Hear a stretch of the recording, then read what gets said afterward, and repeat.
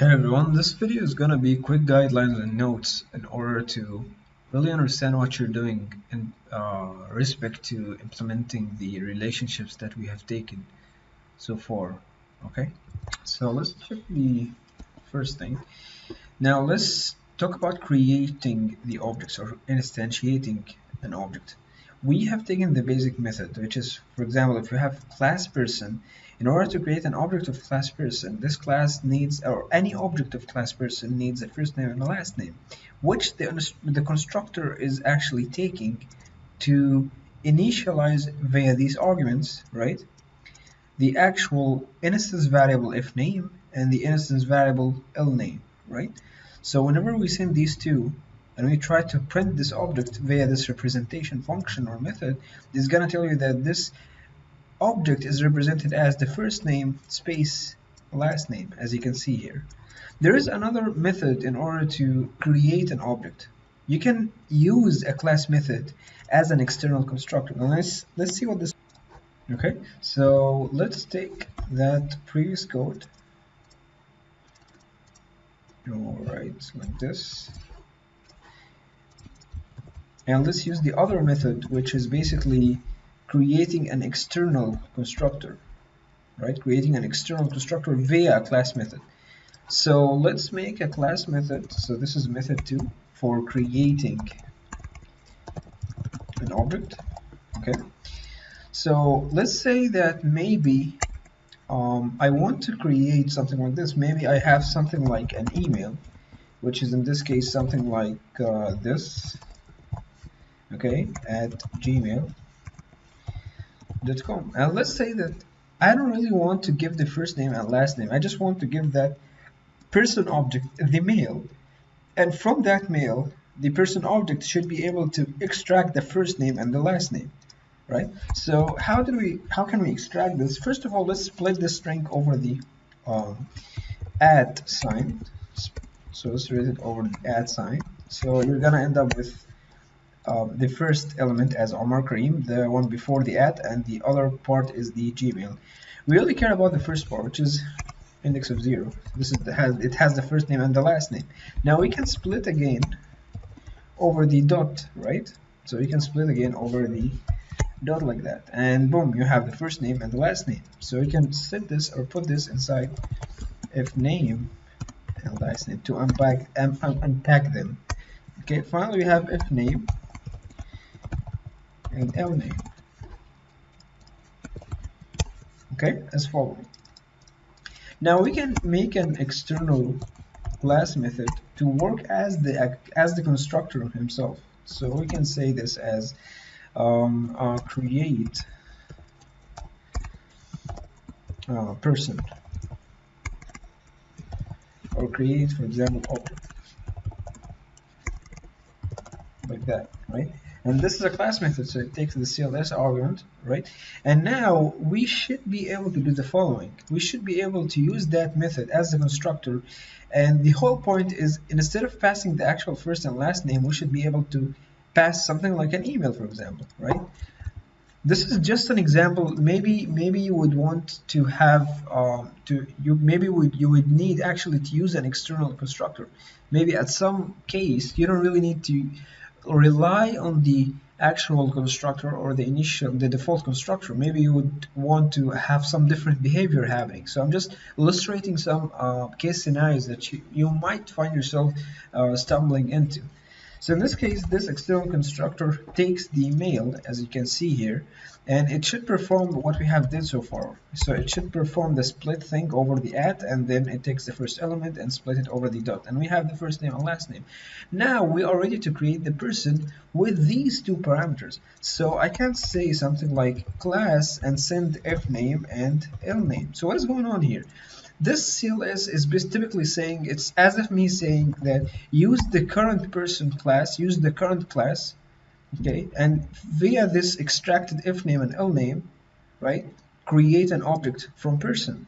So typically, by the end of the day, the init or the default constructor is gonna be called, right? It's gonna be called by the end of the day. There is no running away from the default constructor. It's just like a station before calling the actual default constructor. Maybe we want to do some kind of processing before you actually call the constructor for some reason, or for the default constructor for some reason, right? So, and instead of just saying person, we can just say CLS. It's the same meaning. It's saying that this current class, right, use it and create via this default constructor that takes if name and last name. So I'm just going to send these two arguments to him to create an object of person that has the instance variable if name and instance variable l name, and I'm going to return that object to the user, right? So I can, with the same exact fashion, say person, right, and I'm going to access that class method. So dot from that class access the create object method and just send that email. Okay, so I'm just gonna put this email right there. So I'm just going to send that email, and let's print object 2, and you're gonna see the same exact behavior, right? Okay, so we have seen the other method for creating or instantiating an object, which is using a class method as an external constructor, right? Like that. All right. Now let's take a look at association or aggregation without actually focusing on the multiplicity here. I don't know if you can see it, but there is a small hollow diamond right there that represents aggregation, and that's typically an association. I told you that the implementation for both of them is essentially the same. Conceptually, they are a little bit different. Okay, that's why I'm using the arbitrary class names A and B to just ease the source of confusion in that conceptual manner. So here you can see that if we are talking about the association, then class E is referring to it is navigable, or class B it's navigable from class A, meaning that if I have class A, I can access class B, right? And the same thing with the aggregation. If I have class A, I can access the part, which is an object of B. Okay. Now the whole point of association and aggregation, it's typically two main points, or let's say three main points. First of all, the object of the object of the class that is being referred to, which is in this case I'm referring to B. Okay, so the object of the class that is being referred to is created separately, meaning that there is no creation that is happening inside A. You do not see something like B and open parentheses like that afterwards, right? There is no object creation in A, or there is no object creation in B. If there was, then most probably that's composition. Okay, but there is no object creation in any of them. Both of the objects are being created separately. This is being created separately. I'm creating an object of B, and I'm creating an object of A as well, right? While one of the other is being created, I'm passing an instance of the created one to the other. So this is the second point, is that object B, for example, there is a B right there. So once object B is created, it gets passed into object A, while object A is being created separately as well. So once I created object B, now the object that is referring to B, which is A in this case, it's referring to B, so meaning that I can access B from A. Okay, I'm going to pass the created object B to the object A in this case, like the example of person and car if you have watched the previous videos. Okay, so person is pointing to car, so from person I can access car, right? If I have person, I can access car. It's the same thing. Okay, and I had a field reference for car inside person, so there was a car variable there inside person. Okay, so the object that's being created is being created separately. That's one. Two, that object that has been created out of the B class is sent or passed into A whenever A is being created. Okay, now this is number two. The third point, which is the most important one, right, is that the object that is being passed into A is saved inside A, meaning that that object that we have passed, which is B, that we have passed into the A object while it was created here, right? This B object has been actually saved into an instance variable, a field reference, right, inside that A object. Okay, so that A object, if we try to find out its pool of variables or its pool of instance variables, you can see that after this passing, which we passed object B here to the object A while it was created. This object B has been saved inside the self.object B. This is the field reference for the class that, or the object that I'm referring to, like this. Now, if you check the pool of variables of A object, you're gonna find that there is a field reference for object B that actually includes the actual object B that has been sent. Okay? And that's another form of association, right? This is via the constructor, like the object B has been created and has been sent into A while it was being created. It has been sent into A's constructor while it was being created.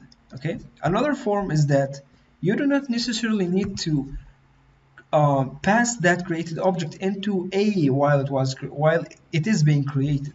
You can typically create an object of B, then create an object of A, and without having the constructor of A at the creation of A, taking any objects of any other classes, right? We don't really need to say comma object B like this. We can set this to none by default. And once we really like to add an object of B into A, like the same exact fashion that we have done person and car, where this was add car inside person, okay, where we decided that we don't really need to, once the person record is created, it does not have necessarily to have a car. A person does not have to have a car like by default. Maybe at some point in his life he will, but it doesn't mean that whenever we are storing a record for person, it doesn't mean that he should or he must have the car at the moment. That's why we omitted that field reference or that object from the constructor while we are creating person. It's the same thing with class A. So I just created class B or object B and created object A separately. And at some point I decided that why not just make A refer to B, right? So the object B that I've created, I've used the add object method. See, we do not need to only rely on the constructor in the passing process. We can use another instance method on the to do this passing process as well. So the instance method here is add object. So we are calling add object on A, right? Add object on the A object, and we are just sending that object B and saving it into A's field reference or A's instance variable object B. So when you try to figure out or search for the variables in A's pool of variables, you're gonna see that there is object B that has now object A being passed into it and saved into it. Okay. One last thing, and that's really important to note. See, this was association mainly because the object that is being passed is saved inside object A's pool of variables, meaning that there is self dot some kind of variable name that is storing that object. Here was the same thing when we were doing this via the constructor. There was self dot some variable name that is storing that field reference, that is storing that object that we are sending from the other class, which is B. When you look at this example, you're going to see that this is the same code from before, but if you look closely, you're going to see that object B has been created separately. All right, that's the first point. Object B has been passed into A. That's the second point. The third point, which does not apply in this case, is that the object does not get saved in A. What you're looking at here is something like, what I'm saying is that the object that is being passed as object B is stored in a temporary variable, in a just a function variable. This is just a function parameter right there. Okay, it is saved into something called object B. So this means that this is not self. There is no self dot object B here. Okay, so this is just a function variable. So this means after this function finishes executing, this object will die. And once we try to depict the variables inside the object A's pool of variables or dictionary, you're not going to find anything. So this class actually does not have class A does not have any instance variables. It does not have any references, any permanent references for any object of B or any object of any other class that is being sent. All right. So this is not association. This is a weaker form of association that is called dependency. And if you look at this link, you're gonna find that we have multiple types of dependency. Note that dependency is depicted via this dashed arrow, right? This is depicted via this um, via this dashed arrow, like this. So if you look closely, this is dashed arrow, but I don't know if you can tell or not. Okay, and we have three main types of dependency. What we really want to care on the usage dependency. This is the one that is being used the most. So a usage dependency by default has the stereotype use, and one of these are the most common ones: the stereotype use from the usage dependency and the create stereotype of the use dependency as well. Okay, all of them are usage dependencies. All of these are usage dependency, but we have a stereotype that is called use and a stereotype that's called create. This is really similar to composition, as we will see in a minute, and this is really similar to association or aggregation. Okay, so what we have here is basically a stereotype that is used. This is a usage dependency of stereotype use between the angle brackets, as you can see. Okay, let's take another example on the dependency or the usage dependency, just to make sure things are a little bit clearer. Right, let's take another example on dependency here. Let's say that I have class A that has a first name and class and it has, let's say it has a last name as well.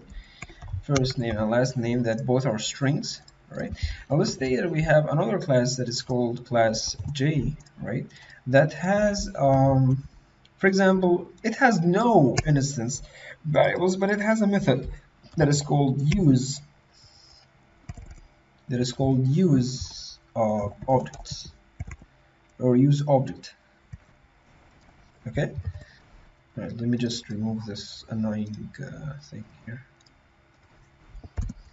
Okay. So it takes an object, right? Let's say of type K.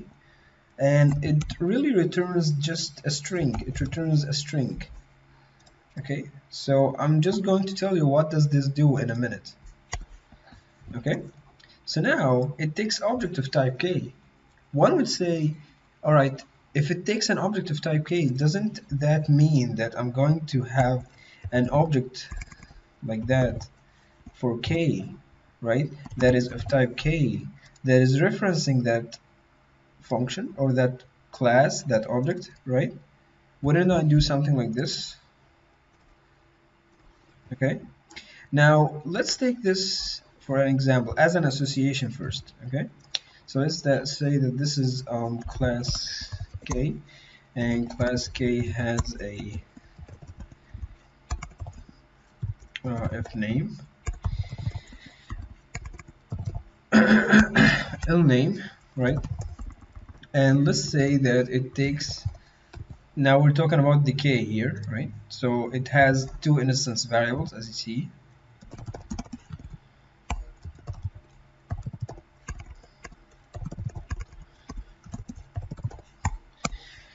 That's it. And now let's say we have class J, and let's take this as association first, right? Let's say that we have an object of K that is being stored inside J, like this. Okay, so let's say that define a net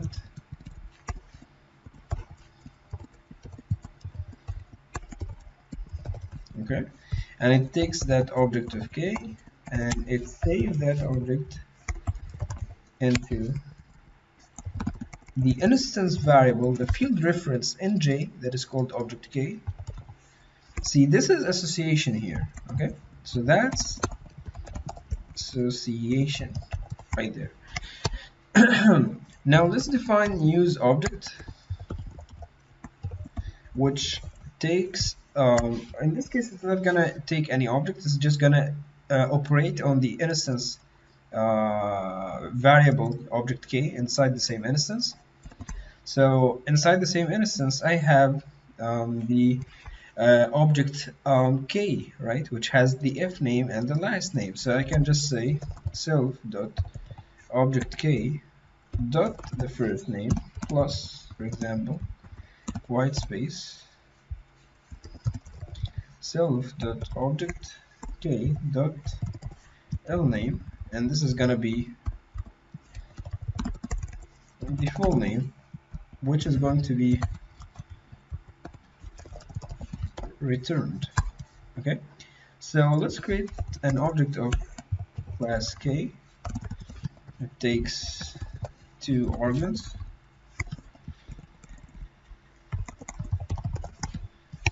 Okay, this is one.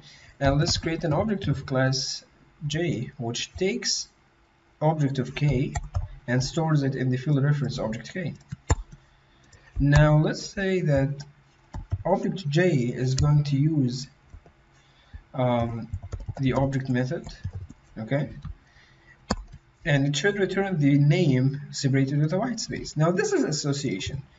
A small trick that is going to turn this into a weaker form of association is by not saving that object inside that instance variable, or in other words, by omitting the whole constructor, meaning that this object does not really being sent and saved. It's not being saved anymore, right? So instead of that, I can say that whenever I use the use object, I can just take that object of K, and while temporarily inside this function scope only inside this scope of this method, whenever I have object of K, I'm just gonna access it temporarily to get the first name and to get the last name and return that full name concatenated between them by a white space and return it to the user, right? So J in this case does not take anything in the constructor. Okay, so by the way, let me just do one thing. Let me do one thing before I do this. Let me just show you something before this edit. Okay, let me just uncomment this, and let me show you the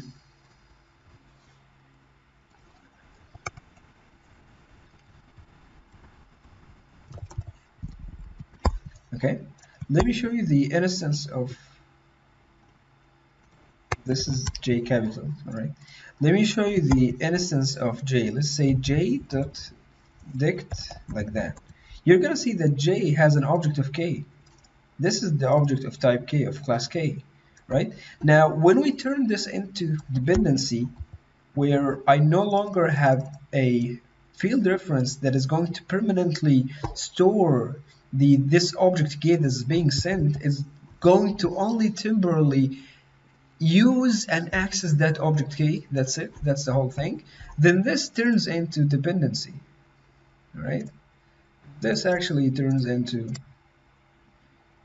where is it? Turns into dependency. Okay, so this is a usage dependency, as you can see here. Usage dependency. Okay, where this object is being only sent to use object method, like that.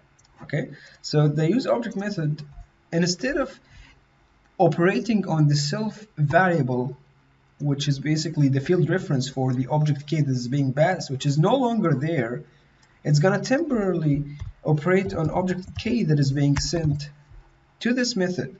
So inside this scope, inside this method's scope, object K is going to be variable only. When this method finishes, object K is no longer gonna be traced at all by this J object.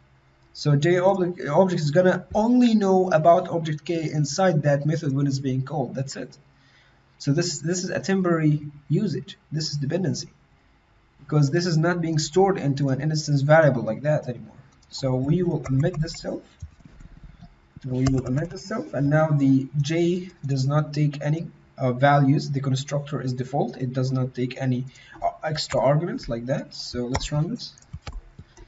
And let's use the use object method on J and send the K object. It's going to tell you the same exact result, but now you're not going to find anything inside that J object. It does not store any kind of variables. And this is what we call stateless. A stateless class is basically a class that does not have any instance variables. Okay, and mostly this is not typically the definition of a stateless class, but it mostly has instance methods or class methods that really do not do anything with the actual instance variables, because it does not have any instance variables to begin with. So this typically illustrates a weaker type of association, which is a dependency, which is of type usage, as we've seen, that has the label or the stereotype use. Okay, because we are using that object for a specific reason, for a temporary need, right? So here we should just add the label uses or use. Okay. Right. So let's take a third example for the usage dependency, specifically the stereotype use dependency. Remember the inheritance that we did for person that had another two subclasses, or another two types, which is academic and student. Let me just write the code for all of this one more time, like that. Let's say that we will add another class that is called library. So this is the library classes. And you're gonna see why did I say that these are actually classes just in a minute. So library class is going to have, let's just write something really simple, that is going to have a constructor that is composed of just one thing that we need from the user in order to create a library card or a library account, which is the name. Okay, so let's just name this as library account, and I just need that customer name, like this. Okay, and let's say that library is going to have two classes as well, right? So let's say that this is gonna be, or two subclasses, I'm sorry. It's gonna take name, and this is gonna be student. Okay, so let's say that this is academic library account, where they actually need the years of experience and the role, right? And let's just take the role in this case.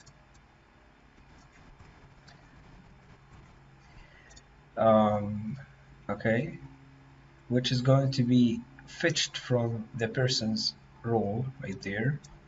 Okay, and if he's a student, we just want to know what year he is, if he's a freshman or whatever, right?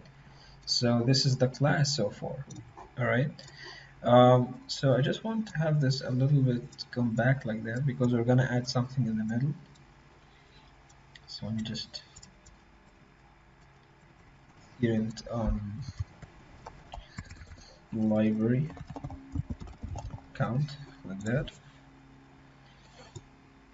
Okay, and this is the actual library account, and this is the person academic, and that's it. Okay, let's just add this here like that. All right. Now let's continue this. Let's say that we have a library account, and we have a subclass which is the academic library account, which is going to inherit from library account. Okay, and it's going to take the same stuff, but we are going to add on it, on the name, we are going to add, if he's an academic, we need his role, right? So remember, there was a role for the academic, right?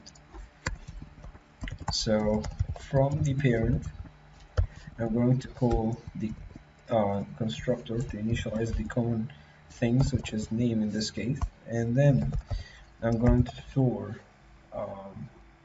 well, let me just say You know what? Maybe you can skip this part. Or let me just continue it, alright? So we're gonna take role and save it like that. And the same thing goes for uh, student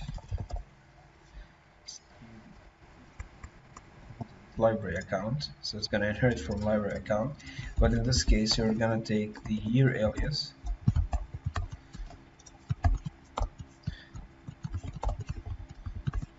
Like that, okay? And these are the classes that we have. Now let's make a class which actually, if we're thinking from an ACB pattern, then this class actually would work to be a controller of some sort. So this class is gonna be a stateless class, since it's not gonna have any instance variables. I'm gonna call it manage accounts, right? And this class is going to have a class method, all right? And this class method is going to be create library account, okay? All right, now let's run this, and let me introduce you to some default built-in function that is called isInstance. Okay, so isInstance actually tells you if a certain object of some of a specific class or not. Like, let's create an object of the class of type student. So let's say that this is S1 and this is gonna be student, like that. Student takes name, department, years. All right, so it takes name, department, years in college. Let's say 2 years, and let's say so for more, like that. And let's check, is that student of type library account, for example. It's gonna tell you it's not from library account. Is it of type student? Well, that's obviously the case. It's gonna tell you true.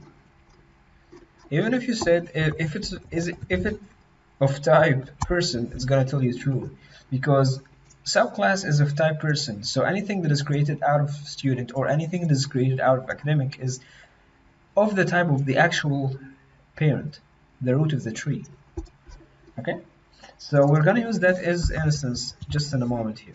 Okay, so whenever I'm creating a library account, I'm just gonna send a person object. I don't know if that person is an academic, I don't know if that person is a student, I don't really know anything about that, right?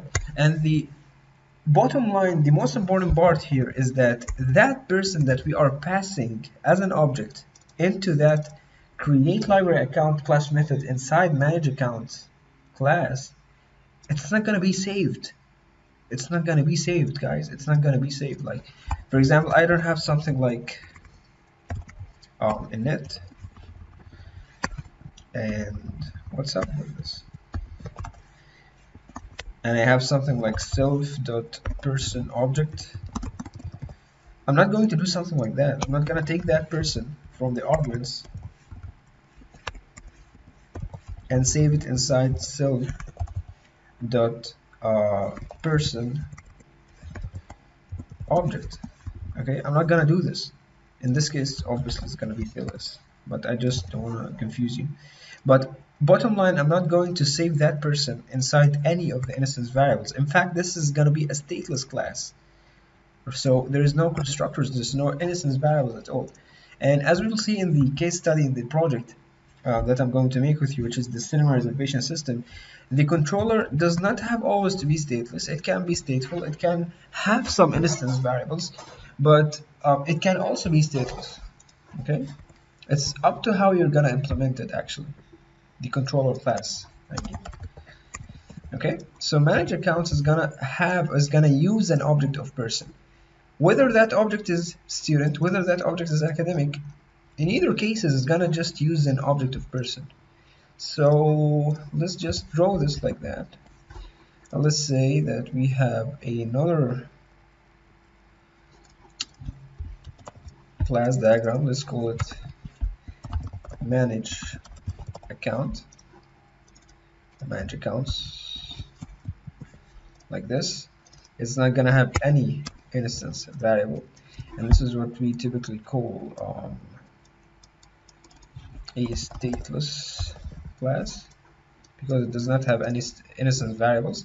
So it has a class variable that is called create library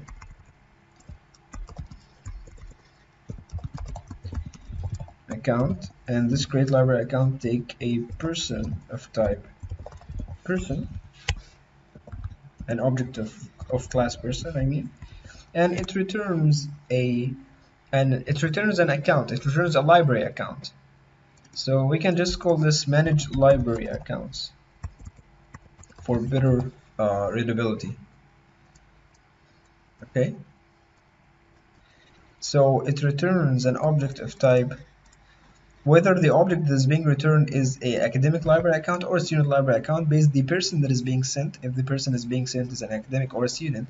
But in either ways, it's just return an object of type library account, like that. Let me just remove this dash, and that's it. And this is a static method, a class method. It's a shared method across all of the objects that's going to be created out of this class, since it's a class method. So I'm just gonna underline it like that. Okay, and this is gonna use the person class.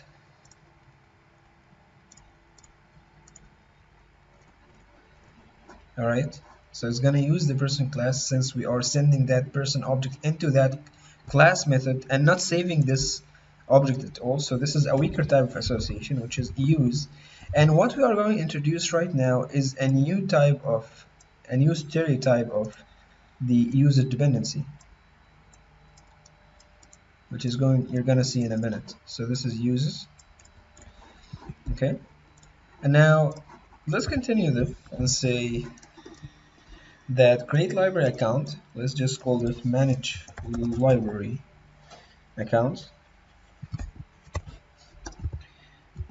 All right, there's an S there. All right, so let's say that I'm going to initialize a method, a function variable, a method variable. This is temporary with none. Okay, and let's say that I'm going to do the following: if that person was an instance of the type academic, okay,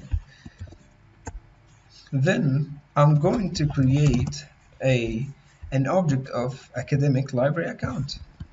Then this is the type of the account, or the library account, that I'm going to create. And library account basically takes two things. It takes a name and a role from that actual person. So from that person, I'm going to send the name, and from that person, I'm going to send the role. If he's an academic, he's gonna have a role, right? He's gonna have a role right there. But let's say elif, right? If this guy was an instance of type student, then I'm going to create a library account of type student library account. Student library account. All right. Now, one would say, isn't this composition? Like, this is literally, as we've seen in the videos, this is creation of another object, which is in this case creation of this kind of object, of an object of type academic library account inside another object, which is the object of, for example, let's say that it's inside the class overall, that it's being created inside another class or inside another object. In this case, it's being created inside this manage library accounts class, right? So is this composition? The answer here is the same. The most important part for this assertion of ours, if this composition or this association is this being stored in a instance variable or not? If this is being stored in an instance variable permanently, then yes, this is composition. So if yes, then it's composition. If no, and this is the case, if you see here, this object is not really stored in any way related to this class. As a matter of fact, this class itself does not have any instance variables to begin with. We don't have any constructor that is initializing any instance variables to begin with, right? We don't have an init. We don't have self dot whatever, self dot any variable name inside this class. This is stateless class, right? And this account that is being created is actually temporarily saved in an account variable that is only existent inside this method. So whenever this method finishes executing, this account will be lost. So it's not permanently saved. So no, this is not permanently saved. This is temporarily saved, right? This is not saved in an instance variable. As a matter of fact, there is no instance variable. So this is not composition. This is the weaker type of a composition, which is basically the same usage dependency, but in this case, it's not the stereotype that uses, but the stereotype here is called create. And you're gonna find create from that link that I've showed you for. So you're gonna have, there's create. Uses is the actual weaker association, and create is the weaker type of composition. So this is a weaker type of association or aggregation, and this is a weaker type of composition, meaning that when we say uses, this means that the object that we are passing into the other object is not saved in an instance variable. And when we say create, the object that is being created in another object is not saved in an instance variable as well. There is no permanent saving for any of these two dependencies, all right? So we can, by the end of the day, just return that account, okay? So this is not composition, this is these two conditionals and these two creations, object creation, these are basically what we call a usage dependency or a create dependency. Okay.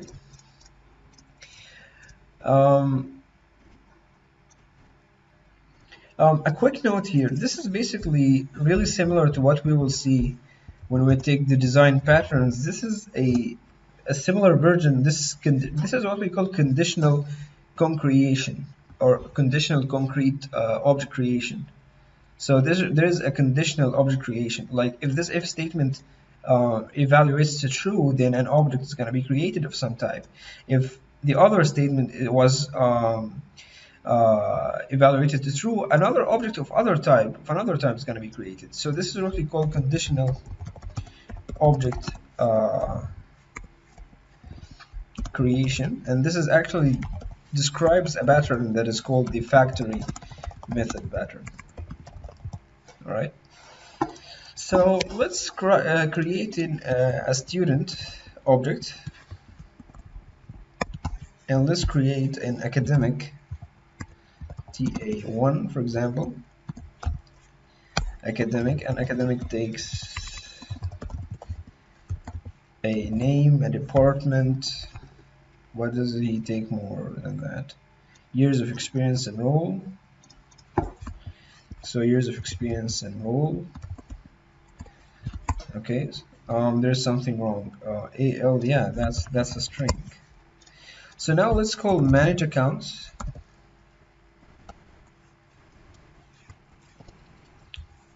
All right, and let's call create library accounts.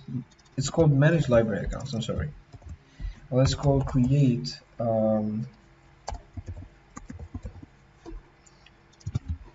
library accounts, like that, and it should return an object, a library account, right? And let's give it a for example, a student S1. There is a slight problem here. Yeah, the problem was if it's a student, then student does not have a role, they have a year alias. That's my mistake. Okay, so let's do this one more time. Right, and let's see the kind or the type of that library account. It's a student library account. Now let's try to create another library account, but now we are sending the TA object, and this is going to be an academic library account. So let's just modify this here, and let's say that this is uses, right? And this is going to be creating a library account, but this creation isn't really composition, it's actually dependency, because the actual object that we create inside managed library accounts is not saved in anywhere inside library accounts, inside managed library accounts, right? It's not saved anywhere. Okay, so let me just do this.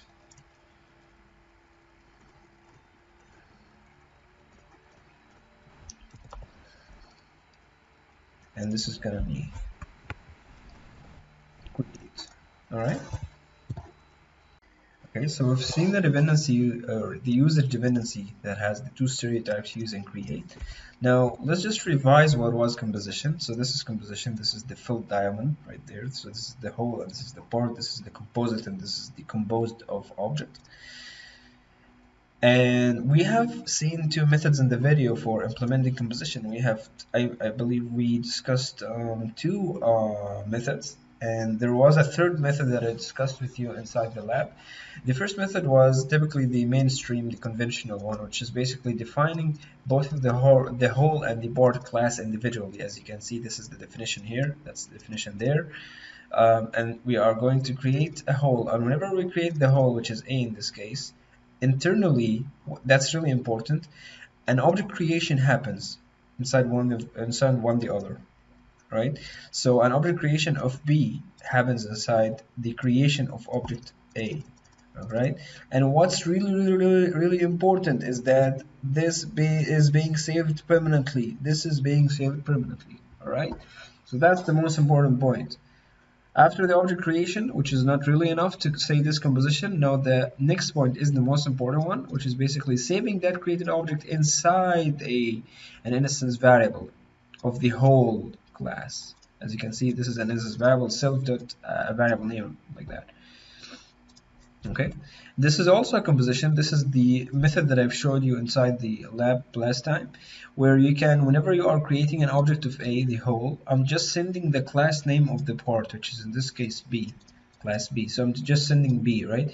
Whenever I have the class name, which is B, I'm gonna create an object of that class and save it. That's the most important part. Save it permanently in an instance variable of the wholes. So this is A, sending class B. Internally, when we are creating the whole A, we are creating an object of B and saving it inside A's object or instance variable, which is object B. Okay. Now this is the last method of or the last way to do composition, which is basically nesting one inside the other, nesting the part definition like that. This is the part definition inside the other class, which is the whole in this case. I think there is an A dot. This is gonna be edited. This should be A dot B, because B class is inside the class variable, or in the class variable / method domain of A's. So this should be A dot B, right? So I'm gonna edit that. But yeah, this is nesting the definition inside one of the other, and the whole here, whenever the whole is created, we are creating an object of B and saving it inside object B, or an instance variable that is called object B, that is inside the wholes.